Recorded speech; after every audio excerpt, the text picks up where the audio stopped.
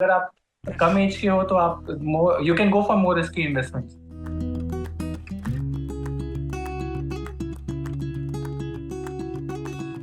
ऐसी कोई financial mistake आप बताओ जो कि आज के लोग कर रहे हैं या फिर पुराने समय के लोग, जो ओल्ड जनरेशन है वो जनरली करती है, लोग ध्यान नहीं देते उस चीज़ पे, पर अगर कोई पर वो बहुत ज़्यादा इम्पैक्ट करती है एक इंडिविजुअल की लाइफ में।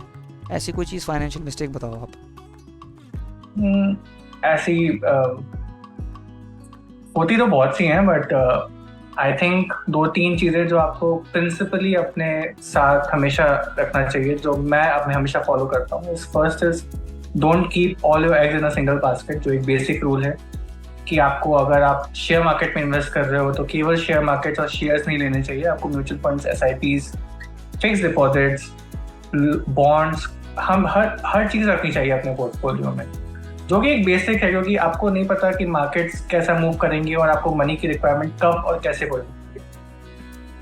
सो एक ब्रीफ में ये है कि आपको कभी भी पोर्टफोलियोस अपना डिफरेंशिएटेड रखना है थोड़ा। Second, I would diversification personally से डाइवर्सिफिकेशन की बात करना लाइक चाहता डाइवर्सिफिक डाइवर्सिफिकेशन आपको हमेशा हमेशा करना है, चाहे जो चीज कर रहे हो। शेयर भी ले रहे हो तो आप अलग अलग कंपनीज के लो, ये नहीं कि केवल एक चीज में, केवल ब्लू चिप स्टॉक एक कोई आपको मिला हुआ है तो आप इन्वेस्ट करते रहो over the period of time. आपको अपना थोड़ा डाइवर्सिफिकेशन इंस्ट्रूमेंट्स में भी और उस इंस्ट्रूमेंट्स के अंदर भी आपको रखना है, सब इंस्ट्रूमेंट जो भी हैं आपके। सेकंड, आई वुड पर्सनली, जो old age, I personally feel कि आपको अपना इंश्योरेंस और अपना इन्वेस्टमेंट्स हमेशा एक अलग सोच में रखना चाहिए। So personally I don't prefer taking a life insurance premium in which there's a premium, there's a surrender value, and there's a maturity benefit. I would rather take a term insurance and I would have my investments on my own. इस चीज को कभी आपको mix नहीं करना चाहिए। यानी कि जो मैं समझ पा रहा हूँ, आप कहना चाह रहे हो कि growth, money management, money growth को अलग रखो और इंश्योरेंस को अलग रखो। इंश्योरेंस को आप हमेशा अलग रखो। Insurance is for risk management and investment is for growth, ऐसा कुछ। ग्रोथ ऐसा है, आपको कभी वो चीज मिक्स नहीं करनी चाहिए अपने दिमाग में कि आप, अगर आपको है इस चीज का, आपको इंश्योरेंस लेना है और वो लेना ही चाहिए, टर्म इंश्योरेंस आप लो instead of taking a life insurance. And आपको वो पैसे इन्वेस्ट करने हैं तो आप किसी और जगह इन्वेस्ट करो। टर्म इंश्योरेंस में भी ये दो बेसिक प्रिंसिपल। टर्म इंश्योरेंस में कितना बड़ा अमाउंट होना चाहिए, कवर कितने का होना चाहिए? कवर कितना होना चाहिए, आई थिंक आपकी 10 से 15 साल की एनुअल इनकम जो आपकी करंटली है, उतना आपको तो एटलीस्ट उतना कवर लेना चाहिए आपको।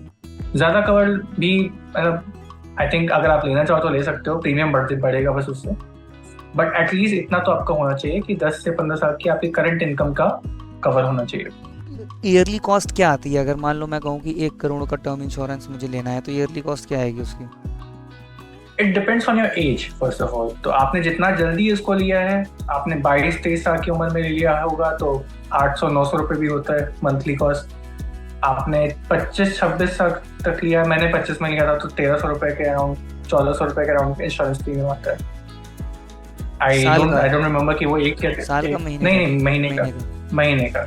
हाँ, और आपने अगर जितना आप लेट करते जाओगे उतना इंश्योरेंस का वो अमाउंट बढ़ता जाता है।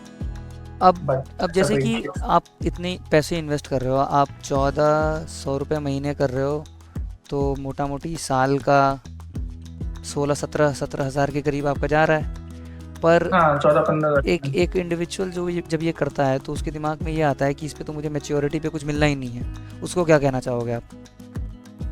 नहीं, तो मैंने पहले वही बोला कि ये एक रिस्क मैनेजमेंट है, आपको उस चीज से फ्री कर रहा है कि आपको लाइफ में लेट से कुछ अगर हो जाता है तो उस चीज की वो एक, आपको जो एक माइंड में, आपके दिमाग में एक चीज बैठी हुई है कि अगर कुछ हो गया तो क्या होगा। तो यानी उस चीज को नेगेट करने के लिए टर्म इंश्योरेंस, मैं ये कह सकता हूँ कि term insurance is not for you, it is for जब आप नहीं रहोगे तो आप दूसरों के लिए, आपके डिपेंडेंट्स के लिए।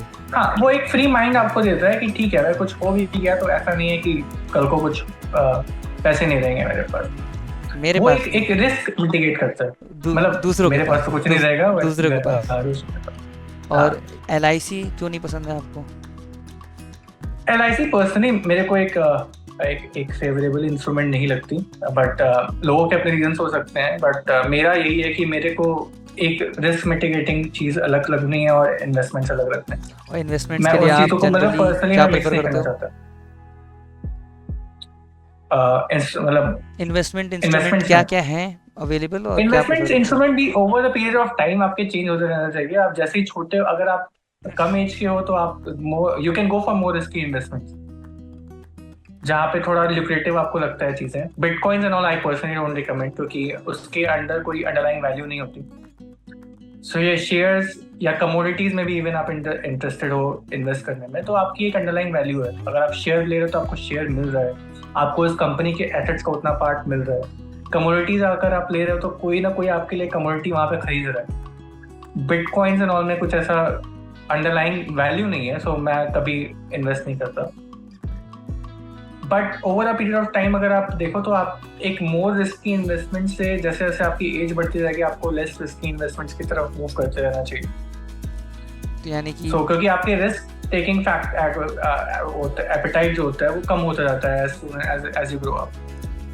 तो एक इंडिविजुअल को जो कि 25-30 साल का है, आप ये कहोगे कि मोर रिस्की स्टफ तो equities, mutual funds, debt mutual fund क्या, या फिर पर्सनल परसेप्शन, अगर आपको लगता है कि आप रिस्क ले सकते हो तो और आपका एपेटाइट है उतना रिस्क लेने का, तो आपको स्मॉल कैप मिड कैप में बहुत हैवीली इन्वेस्ट करते हैं जो करते हैं।